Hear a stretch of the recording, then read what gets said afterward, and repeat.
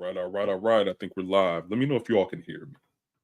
Let me know if you all can hear me. Let me go ahead and put this there.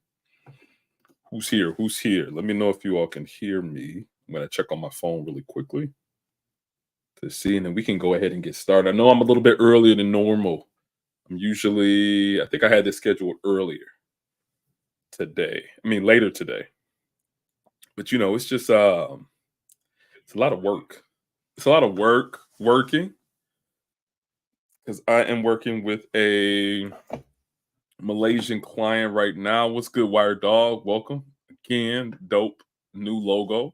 It's pretty cool. It's pretty cool. Operational takeover. Welcome to the chat. Welcome everybody. Thank you all for being here, man. It's been a long time coming. Shout out to me for being here. Shout out to you all for being here too. Thank you all for coming through. Today's topic, we're going to be talking about a couple of different things. As you see in the title, it says Tech Avengers and Tech News Resources or Tech News Sources. The first one, just give a little intro on the Tech Avengers. Been talking to a couple of guys in a Discord chat, and we've been having conversations about kind of formalizing our tech resources, us and our togetherness. Because a lot of times we'll jump on each other's panels, we'll jump on each other's live streams, and it's more of like consolidating a lot of what everybody has going on, whether channels, whether resources, whether consultation services, whether classes or courses, really trying to consolidate everything to kind of present to the world in some way, shape, or form on YouTube. And that's kind of where that idea came from, man. Welcome, MGTOW Universe. Welcome. Thank you for being here, man. Thank you for being here. Different sector, same energy, man. So thank you for being here, man. Definitely. You are a brother that's also in tech. Let's see. Still at work, but had come support my brother. Thank you, man. Definitely appreciate it. Thank you. Definitely appreciate it. Y'all be sure to hit the like. Be sure to hit the like button on your way in. Thank you all. Let me go ahead and start. Let's go ahead and start. And then the tech resources. I'm going to show you all some of my top places where I go to get some of my cybersecurity news and just overall tech news as a whole. But let me go ahead and start. Let me hit the banner. Let me hit the intro, and we are ready to go.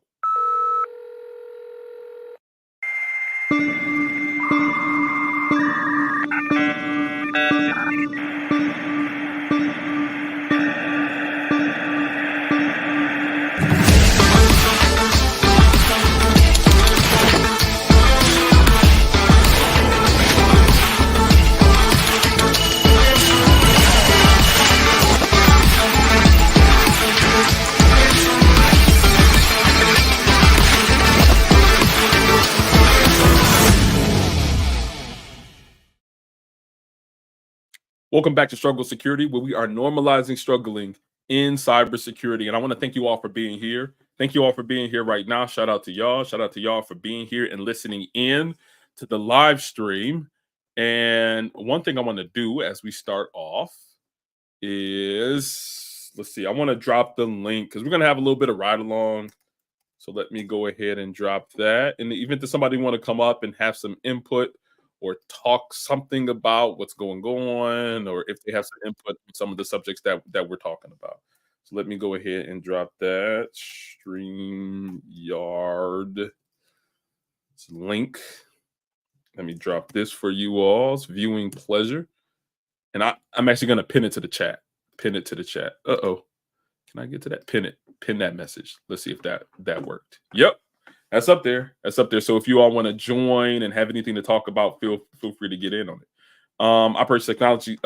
Operation Tech Takeover says, "That's great, bro. I said the Tech Avengers being goofy, and you guys are taking it to a whole new level. Hey, listen, it's lit. It's lit. I think it was a good idea. It came from you. So many people have said so many different names. I know we said Tech Bros, Tech Avengers, but yeah, man, I definitely appreciate you shouting that out for sure. OpenAI put everyone on notice again. Yeah, that's another one, right? So let's start off there, right? MGTOW is he's a big aficionado as it concerns open AI and large language models with artificial intelligence. So they just recently released some new stuff as it concerns OpenAI and chat, and more specifically Chat GPT. Let me show you some of the new functionality. Let me see if I can bring it up. I wonder, should I use, let's see. I'm gonna go and check this out. What's good, Professor Black Ops? Welcome, man. Thanks for having me, man. Oh, Man, thanks for thanks for having me. being here. Thanks for being here. Appreciate it. Yeah, Oh yeah, man. go Yeah. ahead. Sorry, go ahead. No, I was kind of doing intros and kind of just starting everything out. I noticed, I don't know if you noticed, I'm sure everybody else noticed, my subs have went up like crazy. So previously I was at maybe 7,000. Now it's at over 13,000 subs. So I just want to thank everybody for supporting. Thank everybody for supporting the channel and subbing to the channel. And for those who are new viewers, feel free to include anything that you all have to say. Feel free to drop anything in the chat. I know another thing. I think a lot of my Indian viewers have picked up on the content. So I've been noticing that's been a big spike in a lot of the subs to my channel. But thank you all for coming through, and thank you all for being here. So I wanted to say that initially. But yeah, man, have you heard of Chat GPT or the Open AI, the new stuff happening? Yeah, I With know they were down this morning, but go ahead. They were down it this was morning. crazy. It was crazy this morning. I should have did a video and I was lazy, but yeah, they were down. But Yeah, that's growing pains even for them because they shooting up. So that's why yeah, Microsoft bought them, right? Microsoft's gonna hook them up with that Azure knife infrastructure because they can that's it. handle the growth. But so Yeah. No, you're right. Because that's the thing, right? There's so much, and when there's so much demand for something, um, a lot of times the computing power and whatever the computing resources necessary, it get used up really quickly with a lot of users. So scaling and being able to have resilient websites and resilient digital infrastructure is extremely important today. So yeah, man. I think a lot of people take that for granted. So, Yeah. and I don't think people know when you scaling that big, it's Mhm. gonna cost you, man. People don't Yeah. realize that you can get computing power cheap on Azure, Amazon, or Google, but when you scaling Yeah. up, what 100 million people they were at, that's gonna cost you some money, man. So they couldn't Yeah. afford it, so they I was. just Yep. gave it to I'm right there with you. with Microsoft to help them scale. Once again, I think people take that for Mhm. granted. So Yeah. So what were you seeing about the newest things, or have you started to use it? The new features, no, I'm still on three. Is it 3.5? And I think three 4 or 5. point five. Yeah, I'm Yeah. still on that one. The cool thing though is Yeah. my boss told us we gotta use it. I need to see y'all Really? using it. I want y'all to keep up on it. They Yeah. gave us the corporate, don't put any our information Yeah. on there, but like and I did a video on it. I did our incident Yeah. response. I generated it off Chat GPT. Then I made Mm-hmm. some modifications. I said it needed to be Tell you. for NIST, and I need to failover on Azure. So it gave me all the Mm-hmm. terminology for the failover. He gave me the specific points. Then I added some of some of my stuff in there, but now it made it a lot Yeah. easier. And it was a lot better than what I could have wrote. So now, Yeah. so It's I try to very. use them. Let me tell you some of the things that I saw. So one is that they have these things called GPTs. I don't know what that stands for exactly, but it's almost like assumed.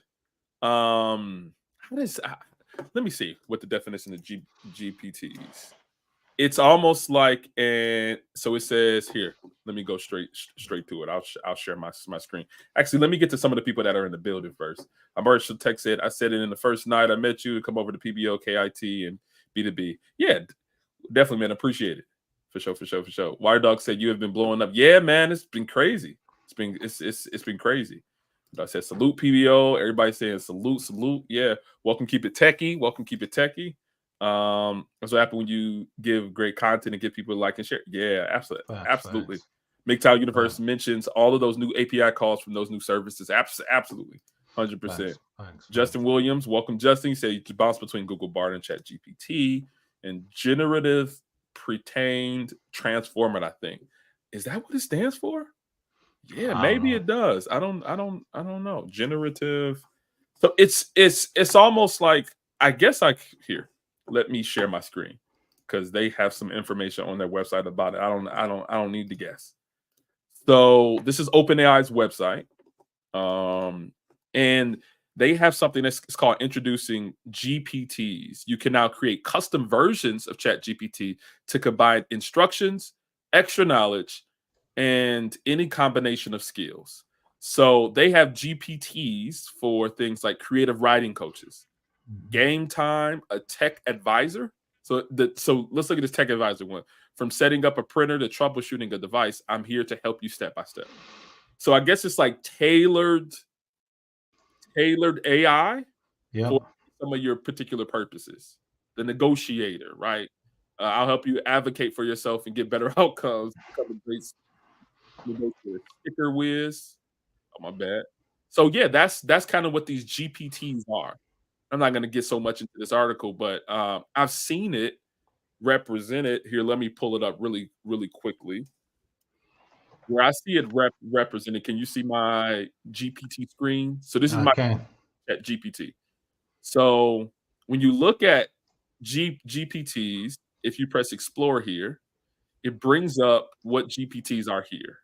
So I recently used this one for data analysis. It says drop in any files and I can help analyze and visualize your data, which is dope. Like think about that. Think about dropping in like, I don't know, a Windows security log, right? Dropping it in and saying, hey, help me make sense of this and represent this in a graph form. You can, well, of course, it might be sensitive data, but Facts. Just gotta be careful. you have But the capability to do this. You might be able to do like an off-prem or on-prem type of mhm. GPT or something. So Yep. that might be one use case there that I'm thinking about. But they also have like game time. I can quickly explain board games or card games to players.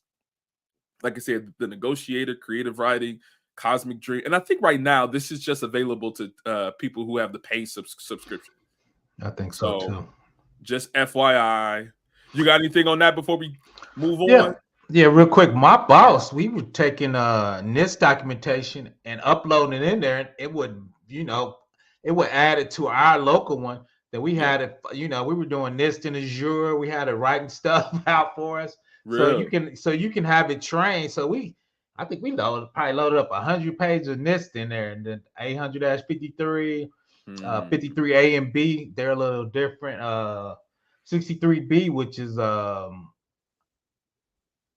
I am for NIST and how they do it. Okay. So then, no story short, then you can start asking questions, and after it read all your documents, then it starts, giving you better tests, better outcome. Then cool, Yeah. it becomes a GRC SME after a while. So Ah, that's dope. Let me test one out. So I'm testing out the GPT laundry buddy. I'm gonna ask it, how do I wash my Nike Black Air Force Ones? I'm gonna ask about that one really quickly and see what it says. See what it says. Washing your Nike Black Air Force Ones can be done effectively. Dang, it gives you step by step. Prepare your shoes. Remove excess dirt. Remove the laces. Spot clean. Hand wash. Rinse, air dry, and relace. Don't use a washing machine. Don't use bleach. Don't. So it gives you step by step. It gives you no, step by step here. So not only can it be used for tech purposes, but it can also be used for some of the day-to-day stuff.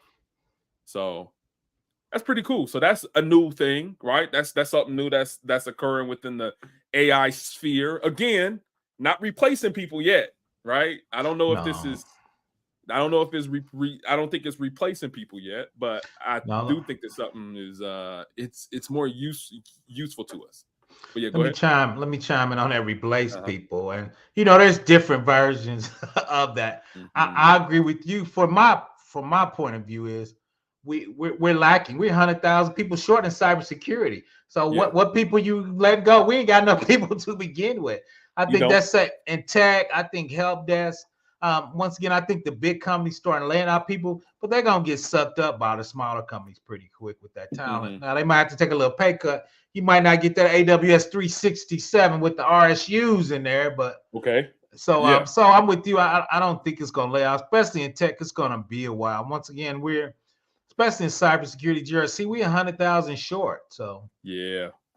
I think it's going to be making people more useful and making mhm. some of the like the menial tasks a lot easier to do. Yeah, Esther mentions good to be here. It's been a long time, but I need to get the live time to UK time. Okay, because I get up missing out. Yeah, yeah. So that's the thing, man. I might do like a night stream where I hit a lot of the international folk Yeah, because I know overnight, I'm telling you, I go to sleep Eastern time and I wake up to like 15, 20 different comments on different videos. And I'm like, dang, like people are active while I'm asleep I got on a this. So, couple people from UK that hit me up yeah, that I chat with on Discord. So, but dope, I like dope. my channel not quite big as yours yet, but I No, got a no, that's few cool. UK. But like you Yeah, said, so I just can't check out the replay. But we yeah, talking yeah, that. yeah, So, absolutely. Yeah, check out the replay for now.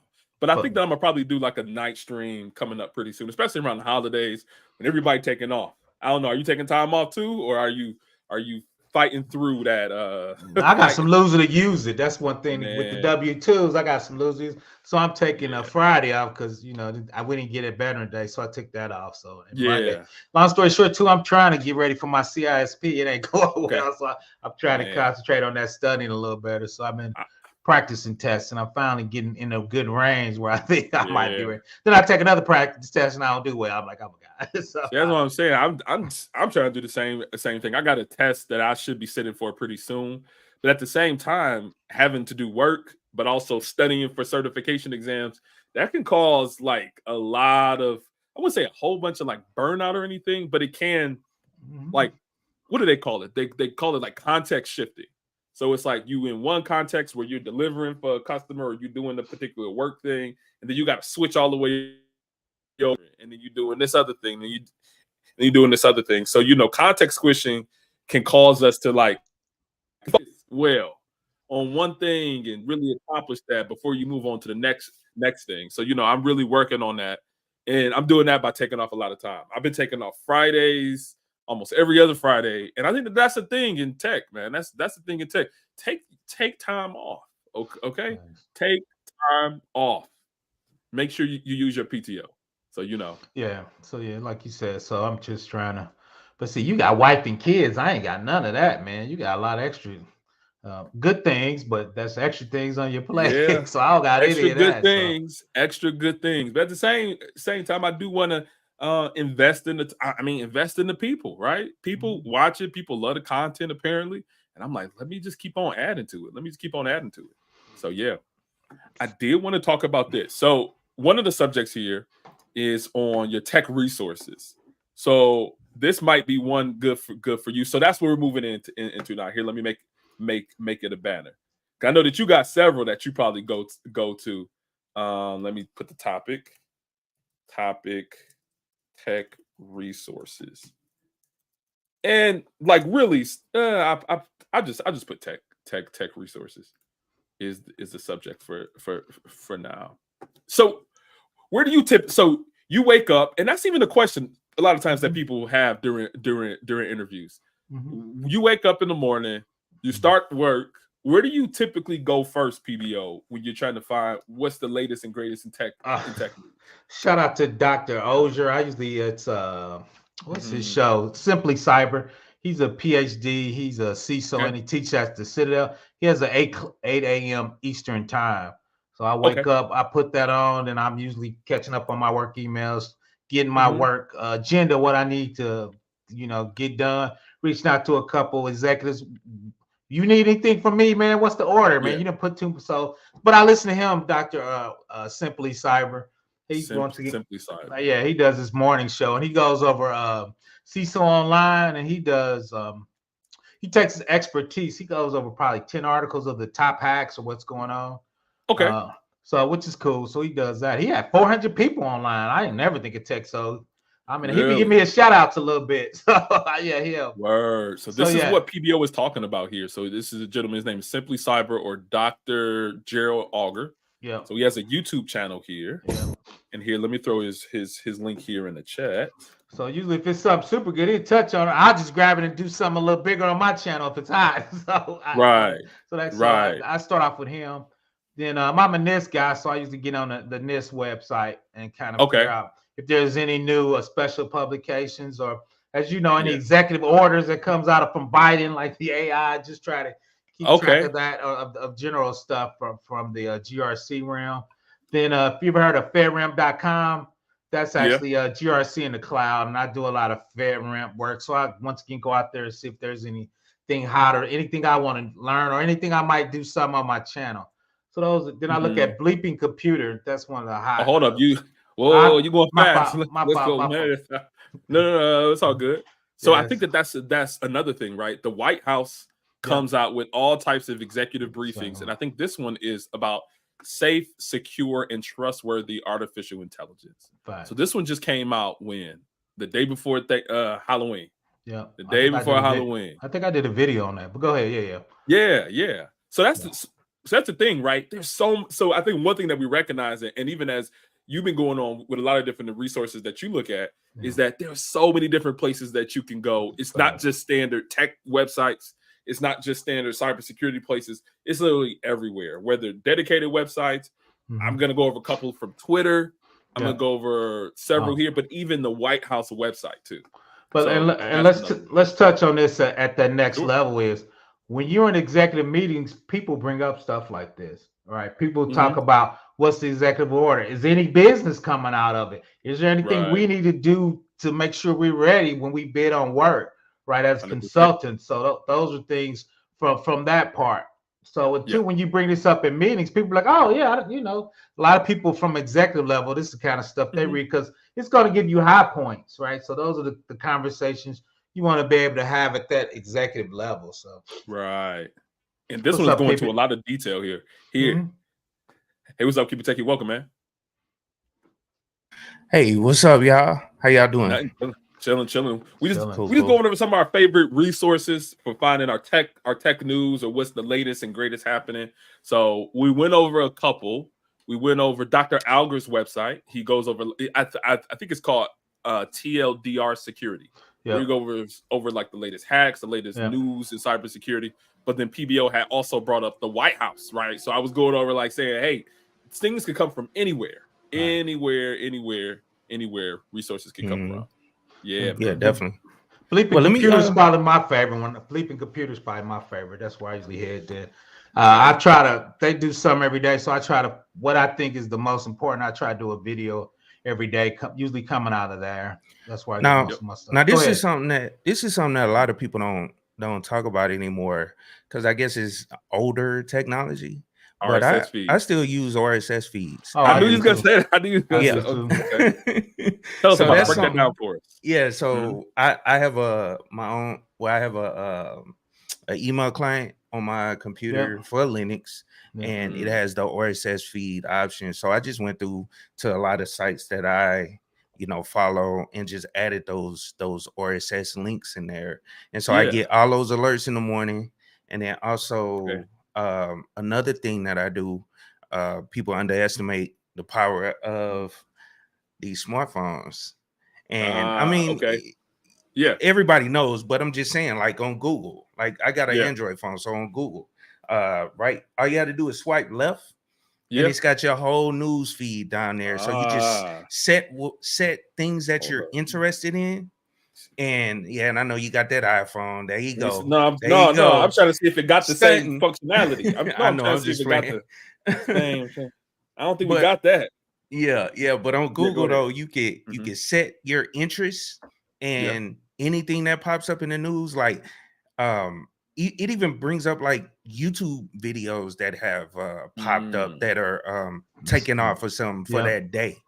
And you can see all of that from there. So super cool. So we getting RSS feeds, but there's also some built-in capabilities with Android phones. No, not everybody rock with Android phones, but there's some built-in capabilities. I think that's more Google than Android, but go ahead. Well, Google. Pardon me. Google. So like the Google phones, there's some capability there that where you can tailor. So how do you tailor like your art? So you said that you have your RSS feeds through an email client on a Linux operating system. Well, it's just like Outlook. You can do the same thing in Outlook. They have a RSS feed, but you see that's the thing.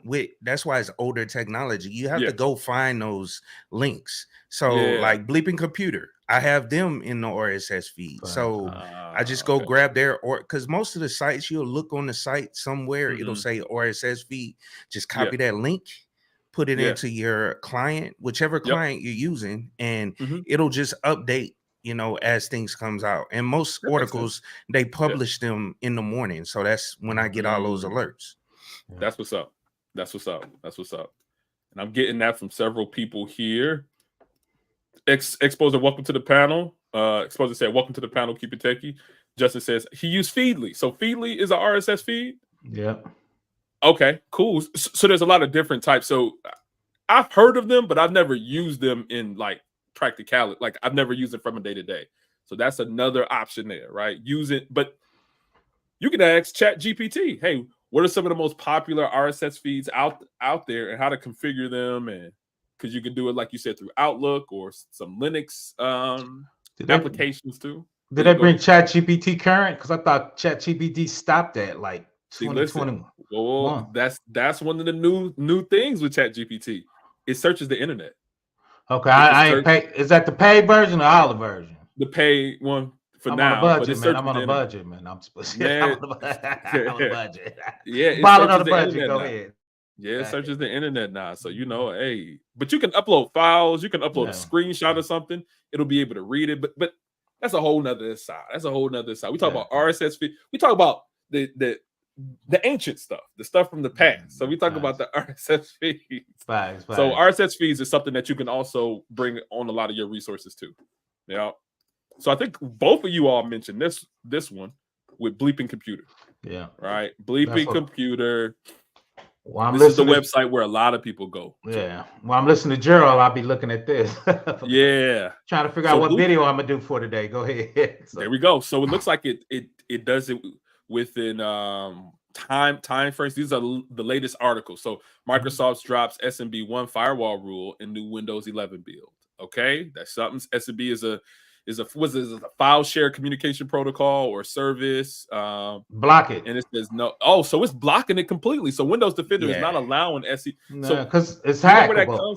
It's definitely hackable. And you know, that's one of the primary ways that ransomware travels through a network or travels through file systems within Windows. So the SMBv2. SMBv2 is secure, but not one. Yeah, absolutely. I remember when they when they came, I think it was a hack that happened or some ransomware incident that happened. Yeah. And I believe Microsoft came out and they just started blocking it all together and saying that people had to upgrade to the latest version. I rember when that happened. It's a couple years back. Absolutely. Yeah. SMB version 1. What is it? TCP port 445 or something, right? I think that's the one for SSB. I think it uses some other ports or some other services too, like NetBIOS, name server, and LNMNR. So it uses a lot of different Windows protocols in order to use that particular service. But yeah, SMB version 1 is known to be insecure and known to spread malware. And it looks like Windows 11 build is blocking it within Windows Defender. So that's just one, right? We found out so much about what's coming down the pike, and this is something that you can have conversations. This is water cooler conversation. These are interview question conversations, right? Sometimes you can impress an interviewer, for those who are newer in the field, with the information that you might find just from this one little thing here, from this one little article. So that's Bleeping Computer. It goes into more and more detail. Anything else I want to talk about there for Bleeping Computer? No, like you said, it's just pretty standard. It goes from everything from security to Linux to ransomware from Russian attacks, and so it's a little bit of everything there. That's what I was talking about right there. ChatGPT down at the major. I was gonna do it, but I was too tired. I was gonna do a video. I was too tired. But yeah, so that's what I hit in the morning. Once again, if it's something I like that, you gotta try to do a quick video, get it out there. Yeah. So it doesn't only go into security, but just computers as a whole, right? ChatGPT down after major outage impacting OpenAI systems. With the new features and everything, there's so many more users and so many more people run into the. I know I did this morning. I was trying to use it for some email communications for some sponsors. So yeah, but it was saying that it was down, so I was having issues with it as well. So Bleeping Computer. Okay, I got going on to the next one. I like this one. Have you ever heard of like TLDR stands for too long didn't read, right? Yeah. There is a newsletter. I don't know. I think they found me from just searching online. It's a newsletter that gets sent to my email every single morning. It's just called TLDR, right? And it's two different versions of it. This one is about big tech and startups, or just tech as a whole. So it goes into just these articles, things that are newer. So this one is for 11/8/2023, and then it goes into subjects about tech. So this one is the OpenAI keynote. It says that it's a 24-minute read for the article, but it gives one small paragraph that I can get up to date on, right? OpenAI recently held its first ever developer conference. Article presents an analysis on the keynote, main announcements. Keynote was well presented, entertainment, live demos went off, boom, boom, boom, right? This gives me just a quick blurb of what is happening within tech, rather than that whole 24-minute or so article read. It gets into stuff like Reddit is starting to test its own add-on for the platform. So, and it kind of goes into some of that where starting to test add-ons built through its developer platform. Then it gets into some science and futuristic technology. Talks about Elon Musk's Neuralink. One paragraph. So it's like you can digest so much tech information in a very small period of time, rather than kind of going from a 2-minute article to a 24-minute article, and it's very focused in on what's happening, right? Anything there? Have you all one thing I've used it and I got rid of it. Cause why? How come you got rid of it? It was just too many emails coming in. It does. It sends you one every day, doesn't it? It sends you one every single day. And so I might go back and check it out. You know what I'm saying? Because it wasn't bad, you know what I'm saying? But I got to the point where I wasn't reading it. And I probably wasn't taking advantage of it at the time, because I just had too much stuff going on or whatever. So I might check it out again. Yeah, and that's a good part, is you can't get information overload. You got to kind of pick and choose what you want to consume and when you want to consume it, because there's just a lot of information out there too. Is, you know, it's are you security? Are you red team, blue team? Like you said, AI. So it's a lot of stuff. Then too is how detailed and what part do you want to drill down in? What part do you want to stay high level? So it's just a lot of things for me to kind of figure out what the balance is for my day. I feel you. And kind of what I do is I skim this. For stuff that looks interesting. So this Zendesk stuff, I'm probably not interested in that. YouTube ad blocking crackdown is facing a new challenge. I might look into this, since content creators with YouTube and ad blocking. This one I might maybe not 10-minute. This one I'm looking at 44% of US job postings have salary information in them. So that's something that we talk about a lot on this channel, and on you all's channel is salary transparency. So I might click into this one. But then other stuff, I'm just kind of, and the thing is that it's such a small blurb. Like some of these are even one sentence. Such a small blurb that it makes it very easy for me to kind of quickly go through things. But to your point, PBO, they also have one that is specific for cybersecurity. They have one called, let me find that one. They have one called TLDR InfoSec, I think is the name of it. Yep, TLDR Information Security. So they got one that focuses in on your particular industry, right? So 37 vulnerabilities patching in Android. Blue North, I probably skip this, right? Critical vulnerabilities exposed Veeam once. I might look into this one, right? Okay, let's see who does that. When it gets into some lateral movement stuff, not really that interested. For running containers on ECS, that might be something. So it gets it. So you can get into a lot of different things, and they even get into new GitHubs, right? Sniffit is a cross-platform multi-thread tool to monitor internet traffic. So I might get into some of this stuff if I'm trying to like lab up or something. And this one is a Sysraptor. I don't know. Never use that. But again, small doses of a lot of information, and just depends on the way that you consume information. So yeah. Anything on that? Yeah, I just signed up for it again. And I went on cleaned up because I think I think when I first set it up, I just went through and selected everything because I didn't know what it was. I was just like, let me see. I didn't think it was gonna overload my inbox with a bunch of stuff, but it does. Yeah. Yeah, I'm going through and be very selective this time. Yeah, you can But specify which one. But to keep it taking, I think Google sends stuff to my email. When I wake up, I have kind of the same thing from Google. I come in there, it's like, dude, half the time I don't even read it. Yeah. So it's easy just not to read it. And that's the thing, right? You might want to, drill down in your inbox and start to block certain things so that you can let the important stuff bubble up to the top. So, my email automatically filters it now. It puts it in its own special thing because it knows it's a feed. So yeah. And you might want to do that, right? Use some internet filtering. Another one that I look at from time to time is Wired. Now, this is if I have some time, right? So Wired, really valuable articles. They go into depth about certain things. So let's see. This one is about Flipper Zero. We talked a little bit about that over here.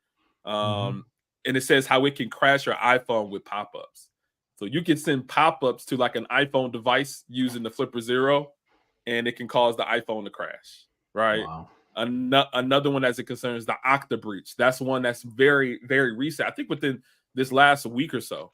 So they get into a bit of depth when you're talking about these. So these articles, I think a lot of them even come with a podcast.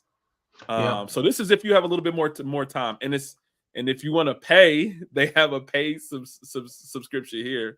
But yeah, this is if you have a little bit more time. But Wired has some very quality articles that get into depth about certain tech topics. And this one is on security, but they have stuff on business, culture, gear, ideas, science, and merch. So anything on that one? Have y'all had any experience with Wired? Yeah. Like to keep it techie. Sometimes in my Google they send me a Wired article and I might go over it. I don't do a ton, but like you said, they're up there though. Yeah. How about you, keep it techie? Oh yeah. I use it. I go to it. I check it out. Whenever it's an article related to something I'm interested in. So yeah, and same thing with PBO. Yeah, I get the emails or the alerts and stuff. Dope. Okay, well, those are my major ones. Did y'all want to cover any more before we move on to the next? I got one.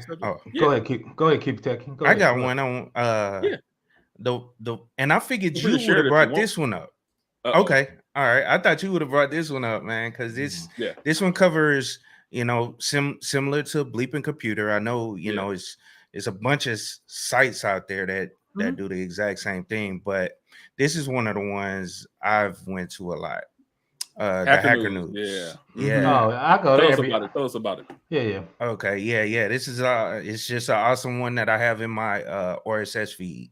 So I get, emails from this as well with it just covers everything, any and everything dealing with cyber, crypto, and all that stuff. And so it's an awesome platform in my opinion. That's what's up. I do TechCrunch. That's another one I go to every now and then. TechCrunch is another one. Absolutely. But I mean, I don't know if you want to touch the YouTube channel. AWS has one and Azure has one, and they always, sending out stuff. Then everybody up here, I go to their YouTube channel. So I mean, like you said, after a while, you gotta start figuring out what you want to do because you can spend your whole day reading articles. So you can't. Shout out to B2B. Let's see what he got to say, man. What's up, B2B? Bring some youth up in the hair, man. With the good hair. Welcome to the panel. Where do you get your news, man? Where do you get your tech news for work or whatever? What's up, guys? What I do is I will go to like Business Insider a lot of the time, CNBC. I'll go to actually TikTok is pretty good for learning about trending things. These TikTokers. You go to I'm booing it, boo. I'm just saying because here, millennial. Let me say because I go to conferences as well, and this guy broke down in terms of what each social media can do for you with your business. Okay. But then he brought up is that TikTok is specifically geared towards trending things. Think about like how it's revolutionized our music, how it's revolutionized like some of the sounds that we may hear, some of the comedy that we may hear. And then another one is Twitter/X because they have their own Black Tech Twitter as well. Yeah. So they it's have a little crazy in Black Too Tech Twitter. toxic for the old It people, is. man. It's too toxic for the old people. That's a young man. I went on there. I was like, oh no, I gotta delete this. Go ahead, BB. I'm 56 this year, man. I can't be getting insulted by the kids. Go ahead. So we're hearing Business Insider. We're hearing hearing TikTok, CNBC. You also mentioned Twitter or X. Get a lot of that too with InfoSec Twitter or Black Tech Twitter. Okay. Yep. I've also started following. There's another one called Puberty, which is another I think like blog / like social media that I've been following as well. That does have a lot of tech news as well. So there's a lot of different avenues that I get trending news, and then also what's actually going on in the market as well. Particularly with Twitter, you see a lot of people who are actually in the industry and what their mindset is on the market and how to be able to be competitive within the market. But then, of course, you do, just like how Gabe and Professor Blackout pointed out, is you do have the people who go on these platforms and they will just say some things that is not true within the market, not competitive, and then they're not actually helping you out in any way. Okay, I'm on tech Twitter right now, and this is the first. I didn't rehearse this. This is the first thing that came up. Okay, I know her. She's cool. I think she has a YouTube channel as well. She said that I think during the era of Find a Tech Bay Twitter Spaces, someone pitched the idea of a dating app for tech professionals. I wonder if they ever got it off the ground. Now listen, if I'm coming there for tech news, I'm immediately closing this out. They talk about Find a Tech Bay. You looking for a tech bay? I might be looking for a tech bay. It's funny is that I did see a video on this, and it actually is kind of true though, because if you go to these conferences, there are because you're around people who are generating a good amount of money. You have a lot of entrepreneurs. You do have kind of like the best of the best in the industry when you go to these conferences. So I can see why people would want to go and then be able to network with people who can put them in the right direction. Network. Hey, B though, man. I remember something you posted not that long ago though that pointed out people starting to just go to these conferences and they're not even in tech. Lying. And just to holler at chicks or whatever, you know what I'm saying? Or chicks trying to find a dude or whatever that's making 6 figures. What's your thoughts? Now, the only thing about it is that it will be terrible for somebody to pay the ticketing fees for going to these conferences. Specifically, like Afrotech was recently. I'm making a video on that now. And Afrotech was $800 for an individual. Wow. How many days? From the 1st of November to the 5th of November. 4 days. 5 days. Yeah, 6 so including the first day. Yeah. Right. So 5 days inclusively. And I was thinking like $800, and then if you don't live in Austin, Texas, or you don't live in Texas at all, you have to pay for a plane ticket. And then for food and travel, all this other kind of stuff, housing. So this one guy said that he spent $5,000 for Afrotech, and because he owns his own business, so it makes sense. But for somebody to go and spend that much money just to find a date or something like that is terrible. A tech bay. We're gonna call them tech bays from now on. Yeah, right. Tech bay. Yep. That will be just financially irresponsible. I mean, what's the ROI for a tech bait? You might get a partner, right? That might bring in a significant amount of income. So that $5,000 might turn into a lifelong of tech love, right? It might turn into something valuable. So I don't know. It might. I don't know. But this what y'all talking about on Twitter. These are the conversations. So how do you navigate other things too? so it seems like there's like a blending of the social and the professional in a lot of these spaces. How do y'all navigate the social versus the the social versus the professional tech resources. Because if we talk about tech base, it's a little bit difficult for me to understand what I can talk about in the workplace. Right. That's a young man's game. I'm just gonna give it a B2B. I'm too old to be talking about that. Man. That's a young man's game. Yeah. Gabe, to answer your question, just like how I said I look at CNBC, just like how I said I look at Business Insider, you can just subscribe or follow to them. It depends on who you follow. You can follow these large businesses specifically geared towards giving you news, and then you'll be able to kind of weed out a lot of the other types of conversation, because just like how you see, you may hear about ChatGPT, or you may hear about some new trending software that's coming out and may revolutionize a specific industry. You do see people on Twitter giving bad advice. So you have to be able to understand that, hey, you can't go into an interview and lie about your experience, and that's something that you will see on Twitter as well. So you have to be able to weed out a lot of the things too. So like even as I'm looking at this tech bag post, right? I'm also the next one. They're talking about AI and ChatGPT says so. Eamon, I know him personally. He says if an AI arms race didn't start before this week, it has now for sure, right? So tech professionals are talking about this. The next guy, Christy, I think he has a YouTube channel. He has several courses too. He says ChatGPT 4/5 API is likely being used to break many captchas, right, successfully. So that's another thing, right? That's something that you might want to go to the workplace to try to understand, maybe put in a test lab to try to understand if ChatGPT can break it. So, you're seeing a mix of multiple things here. You're seeing a mix of multiple things, and I'm just seeing a lot, man. I'm seeing some free trials for some tech classes. So, yeah, I guess you have to in some way navigate that. But PBO, you said that was a young man's game. How come it's not?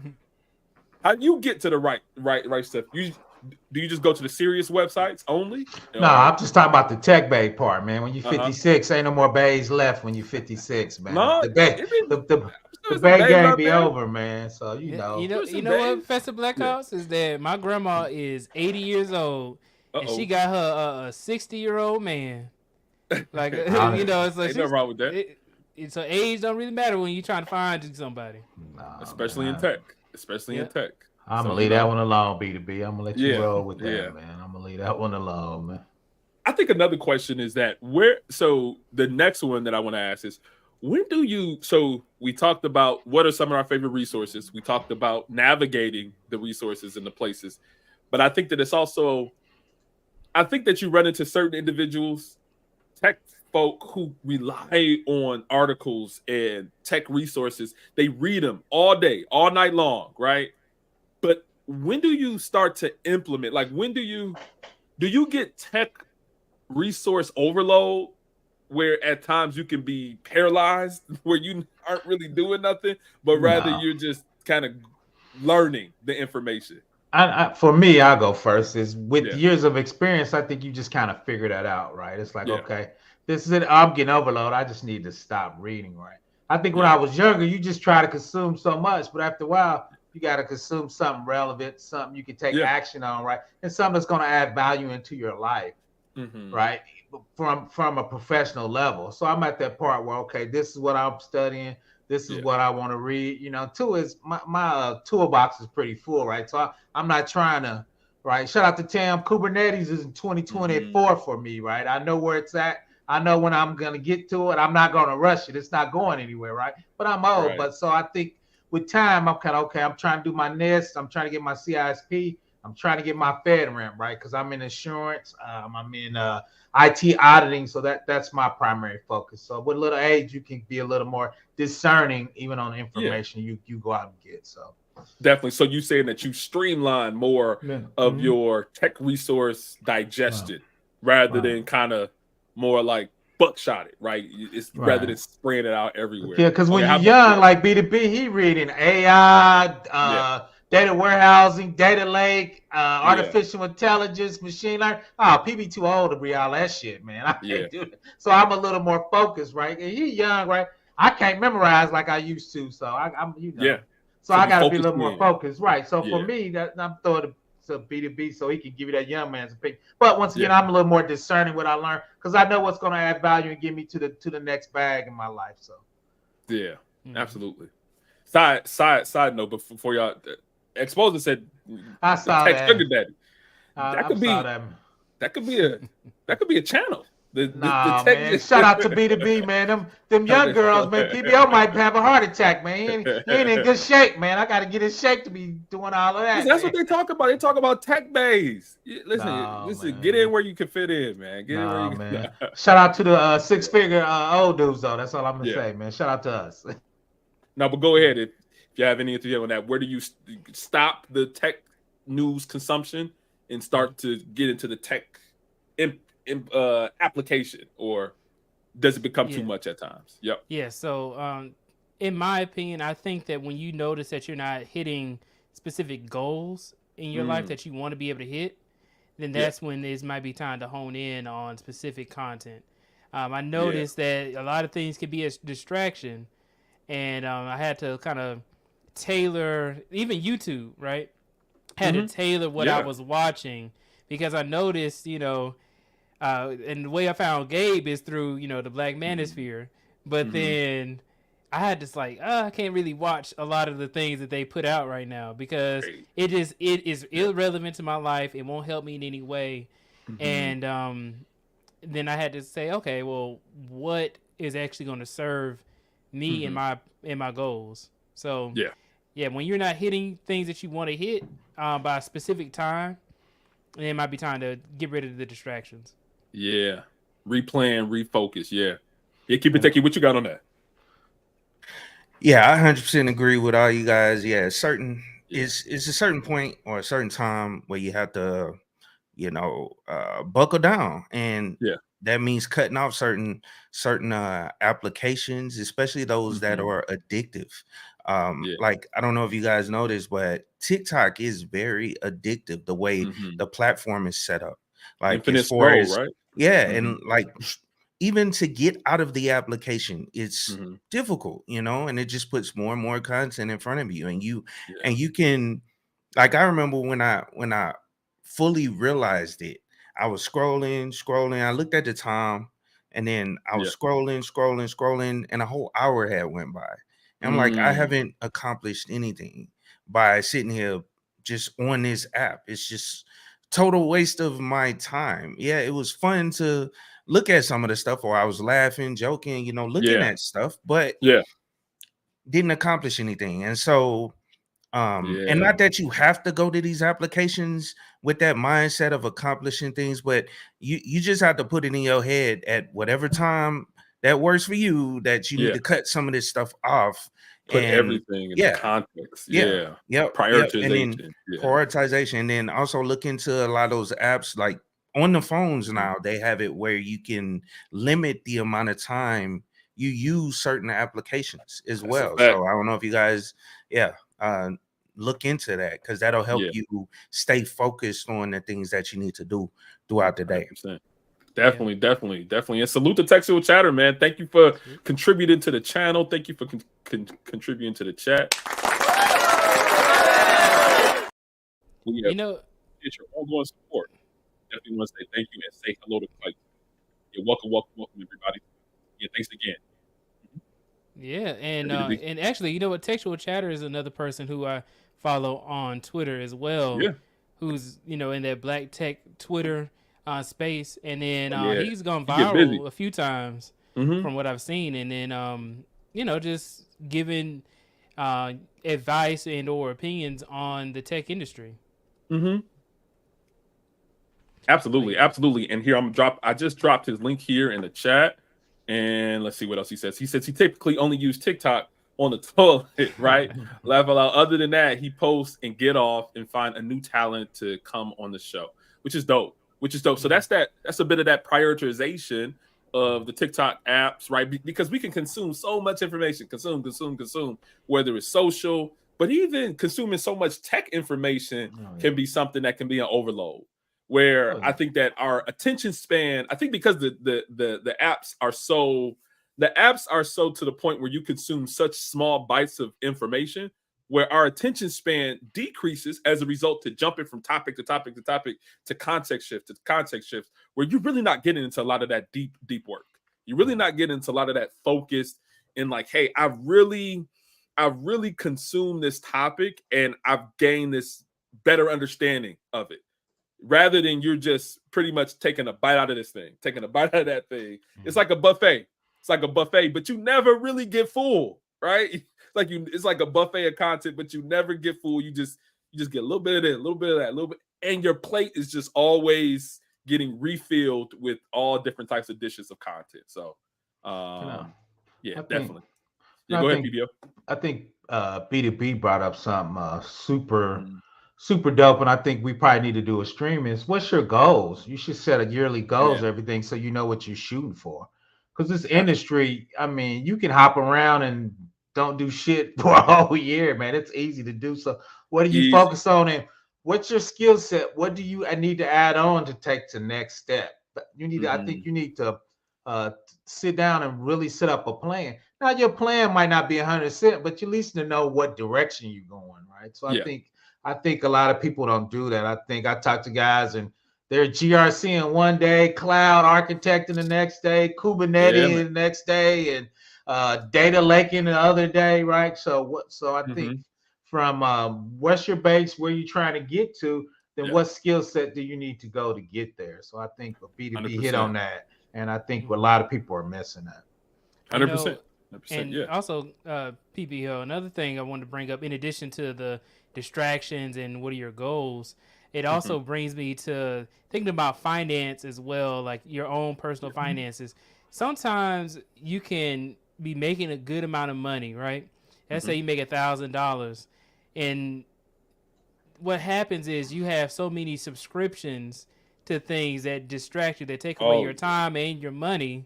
And then you have the subscription to Netflix, which is like, was it $20 or something like that? You have a subscription to Hulu, another, and then they have a bundle, and they keep taking away from your money that you have and from your time. And then you just sit up there and you not only have not accomplished anything, but now you're more broke than you would have if you had got rid of those distractions. Yeah, because you got a monthly subscription to Paramount, to Stars. You got the OnlyFans subscription. You got the OnlyFans. Shout out to. No, we call it Only Tech. We're gonna call it the Only Tech now. Only Tech back. The Only Tech subscription. You got YouTube Premium. You got YouTube Red. You got Disney Plus minus. You got all of those things. You can't possibly consume all that information in 1 month. You're not watching movies continually. You're not doing right. You're not consuming all that at once. But then, like B2B was saying, that's hitting in pockets.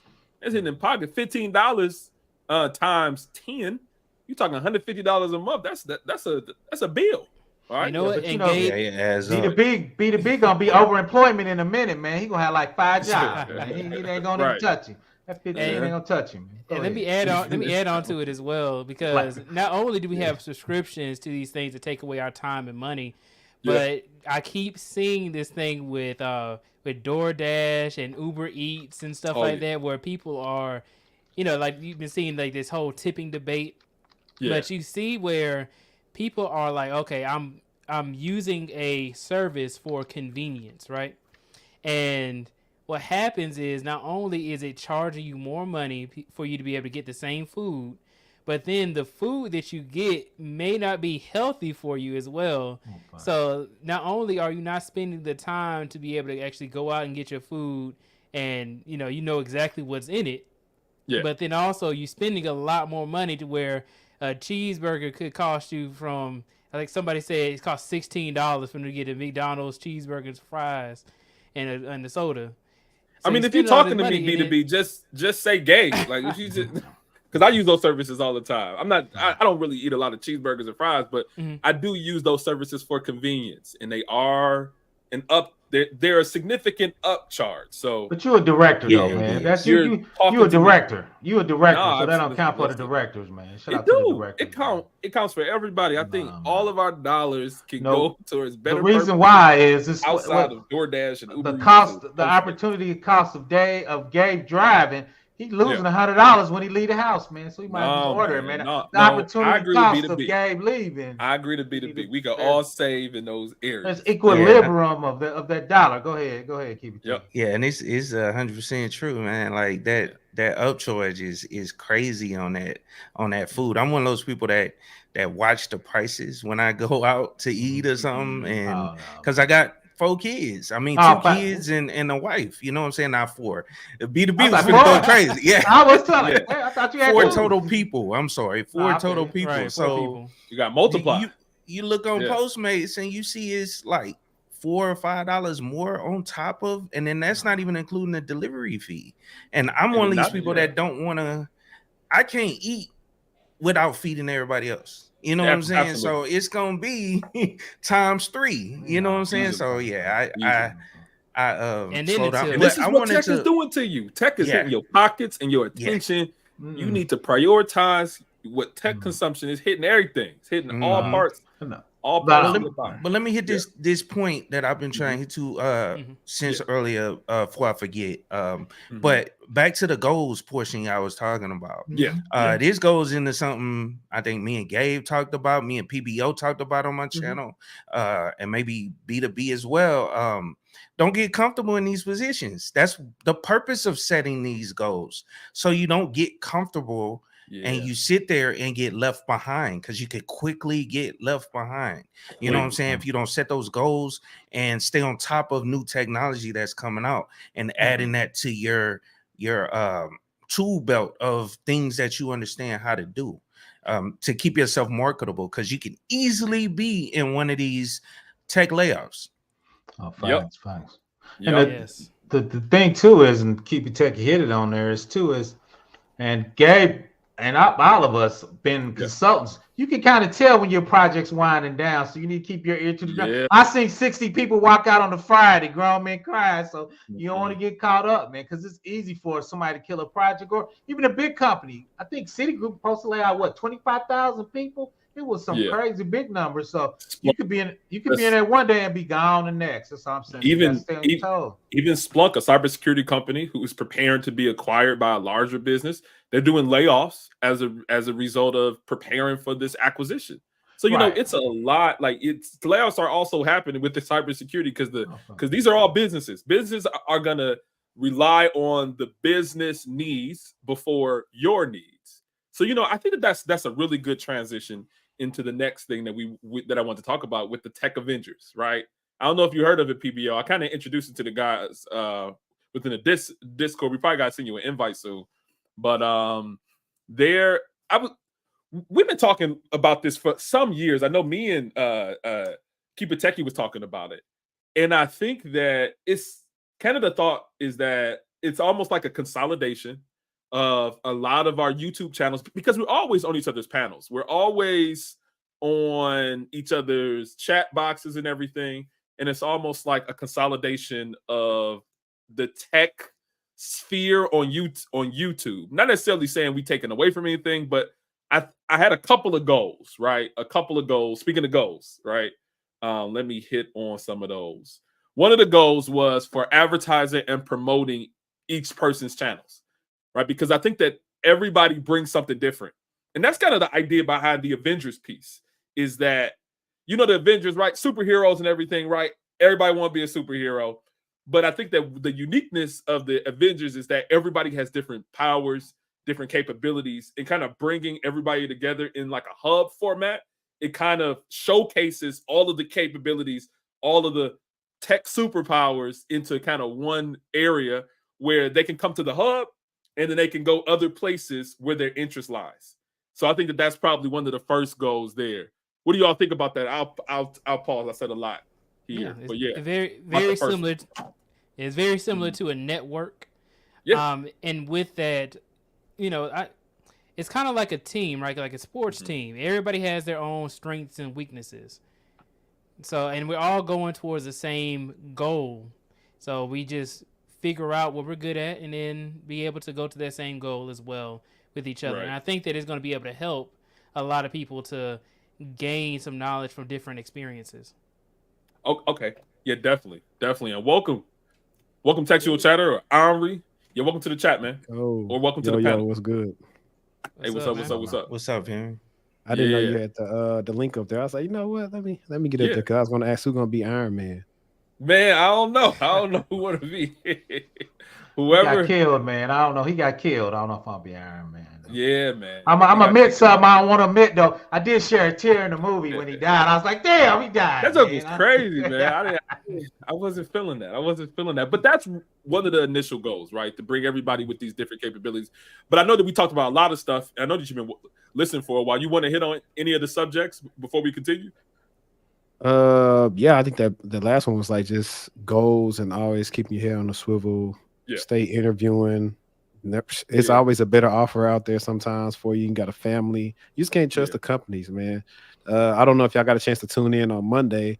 Before the billion sees a lot of the things like I'll post like on IG or whatever. Yeah. And you know, of course, the young lady I was referring to, she's overemployed as well. And I was telling people in the live stream, like, hey, if you can do it, do it. Because companies, you talk about the Cisco trying to acquire Splunk, Palo Alto just bought up Dig Security and Talon. Like they're making more money. Why you can't make your own money? If it's not hindering your work that you're doing. So I do got a question about that because I know that during the pandemic and a little bit after the pandemic, remote work was something that was going crazy, right? It was everywhere. But then now you're starting to see more organizations saying that they want people to come back into the office. I think you would probably have more of a view of that because you work with people. So you have services where you do career coaching, you help place people into roles. What are you seeing as it concerns remote work and the capability to be overemployed today? Is it still just as booming or are you seeing it shrinking a bit more? It's not as booming. I think the remote roles are for people with certain skill sets. I've seen so where like a higher level, senior level, or you got some certain skill set, they'll let you be remote. And then it's also industry based. Like if you're gonna most of the time you're gonna be in finance or something like that, unless like even though surprisingly I'm still in finance, we're remote, but most of the companies are not remote. They're 2-3 days in office, and even some of the bigger tech companies, they want you to come in 2 or 3 days for collaboration. But it's really they want to bolster that economy wherever their office is, and we know how the game go. I get it. It is what it is. Just pay me for coming in. Pay me more. But because you were at Goldman Sachs and the CEO was very they can put people 5 days in office now. Wow. So how can you get away with the overemployment now? How you seeing that, Henry? When there's a will, there's a way. Some people look. Whether they got their own LLC and they doing corp to corp and they getting people to hold it down. Bring that laptop to work. Right. Hey, they might teach their girlfriend how to do the job or something just for a little while when they go out. I mean, people figuring out ways to get in, but some jobs is really you're just fixing stuff. You might just have tasks and you knock them out and you're done. So some people, I think it's best if you're like you have a job that doesn't require a lot of meetings. Yeah. And you just knock some stuff out. I think that's better. But yeah, it is hard if you're gonna be hybrid and trying to be remote.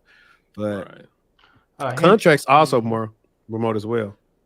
Yeah, that kind of remind me of that story. That guy he rigged up a device to keep moving his mouse. Mouse jiggler. Yeah, the mouse jiggler. Yeah. I had one. I used to use it back in the day when at my other finance companies because they use VDIs. And so you have to use it on your own computer. So I was like, I'm gonna just put my own USB jiggler in here and just turn this on while I go do something. I also saw one where if you have like a mechanical clock, right, or a mechanical watch. Yeah, I think I seen that. They put their mouse on the watch, and because the arm kept moving around, it would count that as movement. So you would still stay green on Teams. So that's something there. Okay. Yeah. Okay. Just real quick, I guess Henry, I see a lot of mid-sized company and small companies that reach out to me. They use remote work as a perk. They're like, well, we can't pay you the 170, but we're going to give you 125 and you can work from home, right? So I see that a lot. Yeah, I see that in some places. And that's why like typically smart people have like their main gig and then they'll pick up something that's light, that's still paying good enough to where they can invest or they can do whatever they want to do with the money and get ahead of stuff or pay some debt off. So that's typically what I tell people to do. But I don't really, unless you're already super skilled at whatever you're doing or if it's going to be niche, I don't advise new people to try to do it. I'll say, hey, learn what you're doing first, then try to do that. Because if you're trying to do too much, you're going to be all over the place and going to get fired from both. That makes sense. That makes a lot of sense because it's like if you're newer to an industry, you do want a bit of that. You do want a bit of that mentorship, and it's I don't know. I've tried it, but it's very difficult to mentor remotely. I'm not saying I need to be over somebody's shoulder. I don't want to be over nobody's shoulder and mentoring, but it is something to be able to sit down at a workstation or sit down at a server and show them specific things. But Gabe, with the new tech, you think it's easier because Teams got 40 applications in it, man. You can share the screen, you can write on the avatar on there now. Yeah, so I mean, I think, and I agree with you. I'm trying to figure out how to maximize that because a couple people reached out to me. I don't do mentor. I tell them actually to check out Textual Chatter or some other people. I don't do career development. I'm too old. But then we talk about a lot of times with relationships and building a network. A lot of times, a lot of the communication that we have is nonverbal, right? A lot of that nonverbal communication, that comfort level with people that you're working with, it's only so much that you can get in networking from being virtual. And I'm not saying that that everybody should go back into the office, but it does limit your ability to connect with your team members. Yeah. And I think companies have to be somebody else finna go. No, go ahead, Henry. Go ahead. Also, I think companies got to be intentional about it as well. Like for us, we had like a team building event in May. And then before that, I had this event I went to for like certain level employees down there in Orlando. So I got to meet a lot of people down there and they pay for everything. So companies got to be intentional with it. And when it comes to the mentorship part, they got to be intentional with, hey, setting up some time, just what we want to talk about. Or it's got to be like on that two-way street, not really micro thing. That's why like a mentor is like, or a mentee is somebody who already put in the work. They just want my input from time to time. Yeah. Not, hey, how I do this. No, that's coaching. Yeah. Mentee is different. Because I was about to say, even being a manager, like I try to find mentor opportunities for people even more senior than me. And one thing that I think that helps me a lot is putting time on somebody's calendar, but also making an agenda, saying that I want to cover these things to make sure that within that, I guess, small virtual time period, that I'm hitting on these particular subjects where I want input, right? Because we don't have a chance to just kick it on a call or just talk or just sit down over lunch or anything. I got to be very intentional on my communications virtually with more senior level people. So, right. But I'm not going to lie. What's actually helped my network is this over the last 3 years. This YouTube stuff. I met you. I met everybody up here through YouTube. Same. I met everybody up here. Because I don't think any of us live in the same states or cities or anything. Nope. Yeah.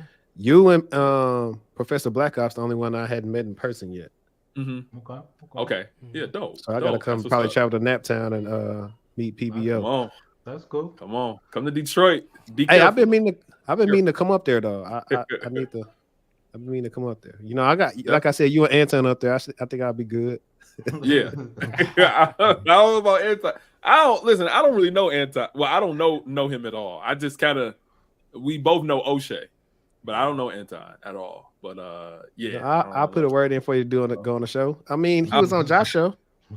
Word? He was on TikTok with Josh. Oh, he was on your I interviewed him. I forgot about that. He was yelling at the audience, man. I don't know. I remember that now. He has some interesting interviews, to say the least. He interviewed some interesting characters, and at times people make associations. So I'm not saying I wouldn't be open to a conversation, but I don't know if it's really my speed. I don't know if it's really my speed. I ain't gonna lie.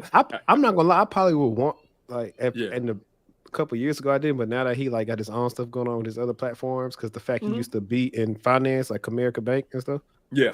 So interesting. So Detroit is a big place, and it's getting more tech as it comes about, especially as it concerns like the big three automotive companies.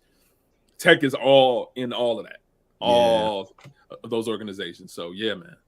Anything else that you want to cover from stuff that we talked about, or anybody else want to jump in? I know y'all was up there talking about like tech news and everything. Yeah, I think it is hard. It's a lot of stuff that's out there. You just gotta for the most part, when I'm like online now, I'll go from maybe something that interests me. So I got like maybe on Saturdays I listen to like my R&B Money podcast, and then throughout the week I'm listening to how to get better at my content, or I'm listening to, like, if I got interviews coming up, I start listening to stuff with like blue team type of material. So I really, like you say, being intentional about what you want to listen to. You know, how to answer questions, how to help my clients better, how to market my stuff better. I got so much different crap that I listen to on top of me, like editing. Like I was editing right before I jumped on here, and TikTok's still working too. But man, I find myself like digesting less content, but more focused on certain things.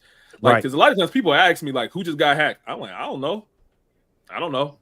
If it's not as related to my industry, something that's almost immediately, I guess, applicable, then I'll kind of read up on it in short quickly and see if it applies to something. Because I'm always working. People, that was one of the reasons why I had to delay the stream, is because I saw people be getting hacked like crazy, man.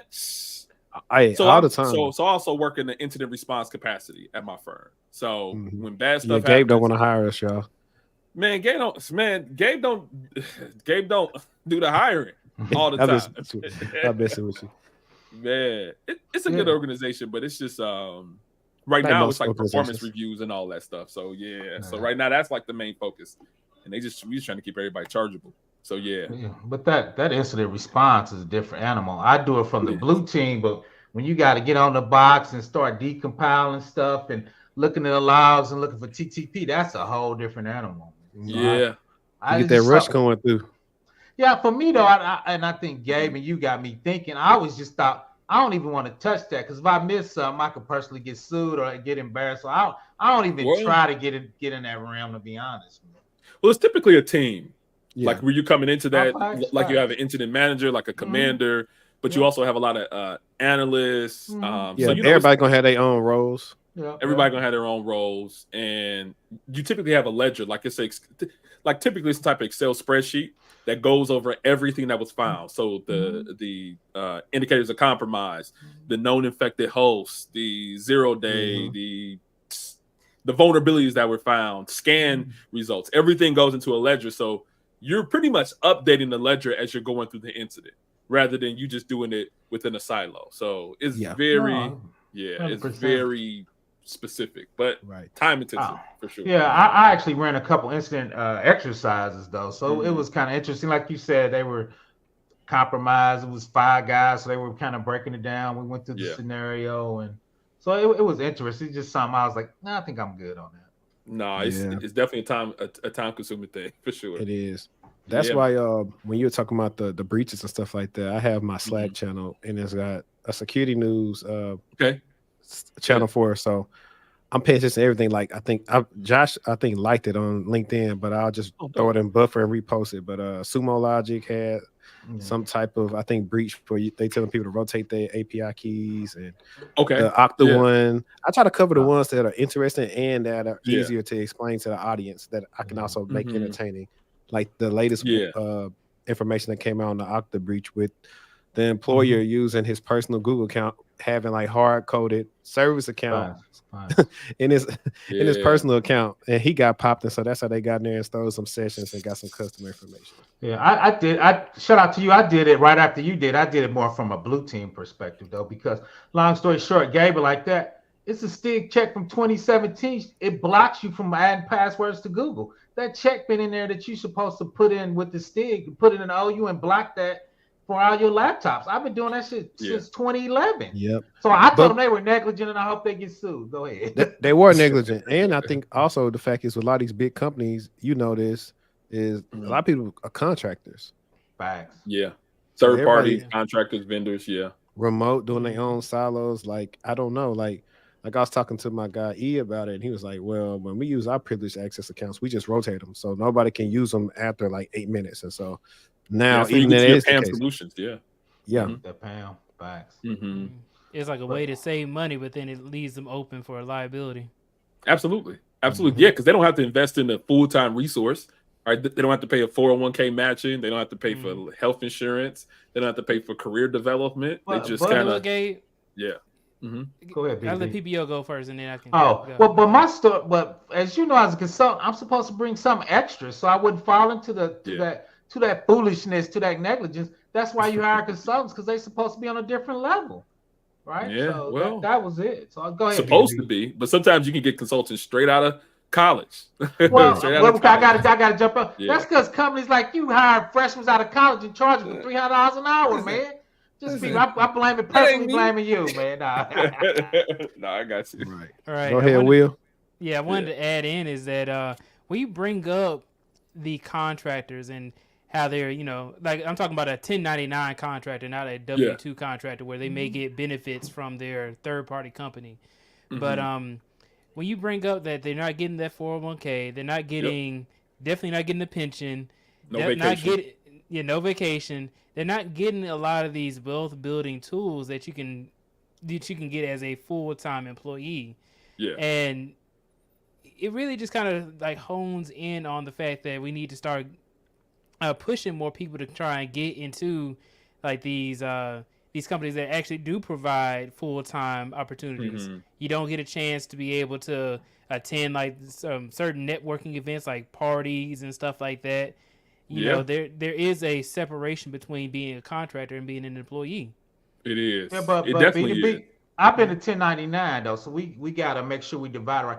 You're right, but when I was a 1099 in 2005, white dude loved me. He gave me $100 an hour, man. I bought a lot of real estate with that. Mm. So when you're 1099, you need to understand you're not getting that, so your bill rate needs to adjust for that. I think a lot of people with 1099 don't understand the game, so they think 65 is 65. No, man, you need to be about $100 an hour, right? So I think that's the difference, right? So that's why PBO be eating all them steaks and stuff. Yeah, that's why I'm fat and old, man. That's why PBO pre-diabetic, man. I got to get it together in 2024. But I think that's what we need to learn, the difference. Because when you're 1099, you're your own business, right? Yep. So since you got to pay all that, you got to build all that, and you need multiple clients and you need people working for you, right? Yeah. So if you're going to do 1099, I think we need to do it correctly. You need to set up a company where you can get those write-offs. Yep. Right. So and I'm sure that I wouldn't poo-poo on 1099. Go ahead, Gabe. So now I'm about to say I'm sure that Henri and Keep It Techie and yourself can kind of speak on some of that contract. And I would say preliminarily that I think contracting is good for certain periods of time in your life. When you don't have a family, when you have a real easy ability to travel, to get up, pack your bags and travel somewhere and relocate. Those are really good times to do contracting work because you can increase the amount of money that you make, that you put in right there in your pocket, right there. But at the same time, you don't need those particular benefits. So I know that certain things, certain benefits that I get as a W-2 employee, it's very valuable to my family, right? I looked at health insurance, the biggest one for me. Boom, right? I just had a baby. We just had a baby a year ago. Just had a baby a year ago. I get paternity leave. I get 2 months. Right. It's not the most, but I get 2 months off. That's killing it, right? Hey, Goldman Sachs give you 6 months, right? But y'all print money, man. Get more. Goldman Sachs print money. Go ahead, Gabe. Goldman Sachs. Yeah, let me finish. And then internationally, it's even more with a lot of organizations, right? And another one is that I looked at the hospital bills. It was thousands of dollars to have a baby. You know how much I paid? I don't think we paid $1,000, maybe $1,000, where it was more into like the 5 figures to have a child.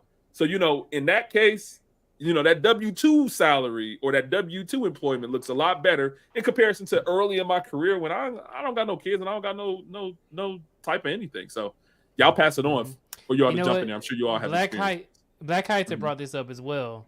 Yeah. He said that when he was younger and he was doing tech sales, that he would have to go up and go to like China or something like that on a moment's notice and for long periods of time for several months. On end. And then he was thinking like, I wouldn't be able to do this, and I'm older with like a family and stuff like that. He'd be an absent father if he didn't go and do this when he was younger. So now that he's a little bit older, he can actually be there for his family. Yeah, how about you, Keep It Techie? I know that you did a lot of contracting, especially in the Middle East. If you just up and dipped and went to the Middle East tomorrow, would that be something that aligns with like your life goals, or do you think that it's just no, whatever? I 100% agree with what you said earlier. It's I can't do that now. You know what I'm saying, because of my family. But when you young, definitely do it. I would recommend people do that. All day. Just take those contracts, especially if you don't have any responsibilities. You can sell your car because you don't need it. If you're going over to the Middle East or wherever you're trying to go to, Germany, wherever, and you can do this contract work, DoD contract work, and stack, 75% of your money. And then plus, when you're outside the US, this is another thing that you don't hear people talk about, but it's tax free up to a certain amount, whatever that percentage is. I know it when it goes up based on inflation. But I remember when I was overseas, it was like 90,000 was tax free. And so, and then, you have to pay a higher rate on anything you make above that. But that prices went up, you know what I'm saying, as far as the tax free amount. But it's worth it when you're young. How about you, Henri? I know a lot of times that you run into people in a lot of different circumstances, like people maybe later in their years, maybe earlier. When do you recommend that contract, and then what are some of those benefits that you see? Ironically, I was just talking to some of my clients last night, telling them, don't not take a contract, right? Because it could be a way. Typically hire you faster. You got a long onboarding process. You can get your experience 6 months in and go find maybe something a little bit more long term. Like PBO was talking about going 1099, maybe have your company set up so you can get paid more and try to actually save a little bit on that tax bill the next year. There's a lot of different strategies that you can use with it. And I also want to add in the good point what you guys are talking about moving is some people now, like you, I guess we were going back to the question when you asked about remote and hybrid and on site. Some people definitely are at a disadvantage based on where they live at now. It's like, if you don't have no family or nothing like that, and you can afford to just move to a bigger city with more opportunities, go ahead and do it. It's going to be for the betterment for you versus you trying to find some remote when they're not checking for remote like they were 3 years ago. Unfortunately, I hate it for you. They want to make sure you're next to a big hub or something. Right. Yeah, because when I was looking for remote work and I got it, if you go on Indeed, it was 300 people applying for one remote job, man. There we go. I was getting down to the last two. That's like, oh, you went to 200 people. Then I didn't get hired. So it took me forever because, like you said, those big companies are taking away remote. So the companies out there, they're doing a benefit, but everybody's trying to get it. So now you going against 300, 400, 500 people, where if you're in your city and you go in a couple of days, you're probably going to get with 30 people in your area, 20 people, 40 people. Absolutely. Right? So you cut down your competition. So I tell especially y'all young guys, hey, man, you got to get your ass in the office, man. Right. And even talking about that big city with those large opportunities. I mean, even now I'm talking about, like, I don't travel as much as I used to, but I got a lot of those valuable experiences with a lot of reputable organizations early in my career. And I'm still talking about them to this day in interviews. So getting a lot of those type of experiences. Gotta have them stories. Definitely. You gotta PBL know about them Amazon interviews. Oh, absolutely. They told my ass go up. ahead. But the other thing though, and I think and I tell a lot of people is, everybody want to start your own company. Go to a big firm and they're going to train you. They're going to teach your methodologies. In 1988, I was at a small contractor. IBM was there. I hung out with them guys, man. I was learning IBM methodologies, the whole verbiage. Keep it techie engaged. That corporate verbiage is a monster, man. It took me 3 months to figure out what the hell everybody was talking about, man. Yeah. So that big company feel, you learn that and you get trained. Then you get those skills. And when you go to a little company, they love to say, oh, I work for Goldman Sachs. I work for DOD. When they threw out them big names, even if you was just doing bullshit, you got them big names, they love to see them on your resume. Man. So get and then if you saw some problems that they dealing with for like in the interview session, and you can say, oh yeah, we dealt with that. I did this and this. You probably good as hired all the time. Yep. I do that all the time because coming from DOD, once again, you got those methodologies. If you got FedRAMP, you got assessors, you got POAMs, you got vulnerabilities, you got mitigation controls, you got the high, medium, low. Little companies don't even know what that stuff is. You just sit there throwing out verbiage, you can run over them. So you're bringing that type of expertise there. Yeah, go ahead, B2B. Yeah, I wanted to add this in too, is that something that you said, PBO, about learning the verbiage and talking about somebody who is fresh into, like, trying to get into this industry, who may not know anything about coding or anything about the tech industry and stuff like that. I think having an accountability partner or like a mentor or somebody like that to be able to teach you these things helps out a lot, because Right. Somebody who is like an accountability partner will teach you things that you don't want to spend time on. Right. Like like you don't, us as humans, we don't push ourselves to be able to do things that we don't want to do. Right. But having somebody else to teach you will push you to do things you don't want to do in order to make sure that you can grow. Yeah. Or invest in services, paid services like for textual chatter. Omri has paid services where he can really kind of get you up on a lot of that game, that career game, a lot of the stuff that we're talking about right now. So, you know, even looking at career coaching or different services that will allow you to kind of bridge some of that gap between you being newer and you jumping into the field. So, yeah. I wanted to say, I want to add on to that too, because I like how Henri isn't just going out here and giving a whole bunch of grandiose guarantees of, you know, doing crazy things that, you know, it's unheard of. Yeah. You know, it's like things that's, you know, based in realities where, hey, I can help you with, you know, career coaching so that way you can get into the industry. Or if you're in the industry, I can help you grow. Not something like, you know, oh, you had no clue what this was? Okay, well, in 2 weeks, you can be able to, you know, make $1 million. You know, it's nothing crazy. Yeah. Talk about it. Go ahead. Nah. I already know where he's going with that. But we're gonna have to listen. We're gonna have to have a part 2 on this. I do want to get more into like the Tech Avengers thing. I got a 6:30 because I got a Malaysian client and they want to talk and talk and talk. Shout out to Black Heights. Great. Shout out to Black Heights. He in here? No, he did a lot of work in Malaysia. Yeah, he did. He went to Malaysia. Yeah. Absolutely, 100%. But thank you all for being here. You guys on the panel have made the show. I really don't want to like live stream alone. I think that a lot of the value comes into everybody's combined experiences where we're all talking about things that we've been going through and we can kind of bounce ideas off of each other.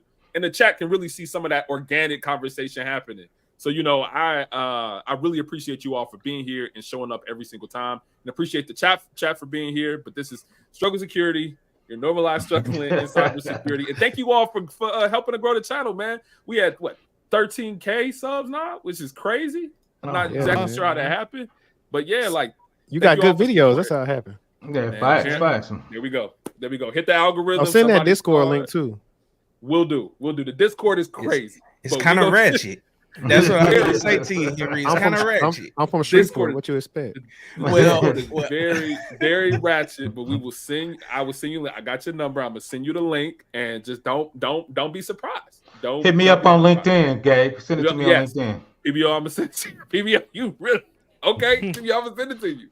Everybody, it's called the trenches. Because we have this one small section where we talk about tech, but the majority of it is crazy. The majority of it is crazy. I'm in a lot of. Thank you. Thank you all for being here. Thank you all. I got to drop, but yeah, we're gonna do this again. So I'm trying to do it for next Monday or any time between next Monday or Wednesday. We just gonna be chopping it up. All right. Okay, that's a bet. Cool. Man. All right. Thank you all for being here. Later. Yeah. Peace out. All right. Peace. Yeah.